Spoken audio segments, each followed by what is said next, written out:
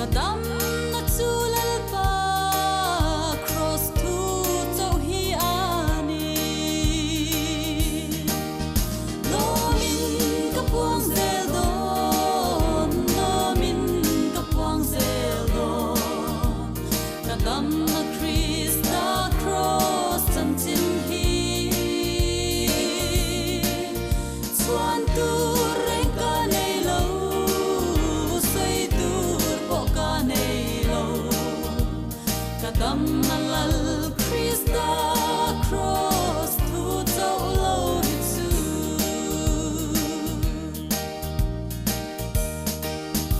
aro puina silfen hi pa mi song tu chua dang song song chanin ke hi mi ron thlang ta ke po ka hlok na tur thil te chukal sanin kalal ka chandam tu hi ka thang to so kang lo min ka puang zel don lo min ka puang zel don kadam na Krista cross chan chin hi chuan tu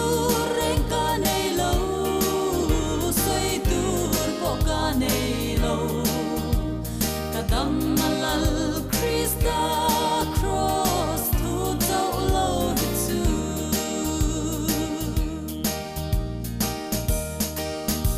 ir pui te lo nging in lung pui a lo khi a wan zar lo clear chuakin kho vel po a thim zo yang em a thil ti thei cross thi na ro pui hia swal boy tang te tan zalen na them ta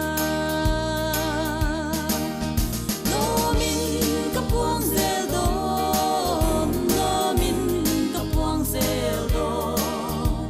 kadam na Krista cross chan chin hi chuan tu reng ka nei lo sei tur po ka nei lo kadam na lal Krista cross thu chau lo hi chu kadam na lal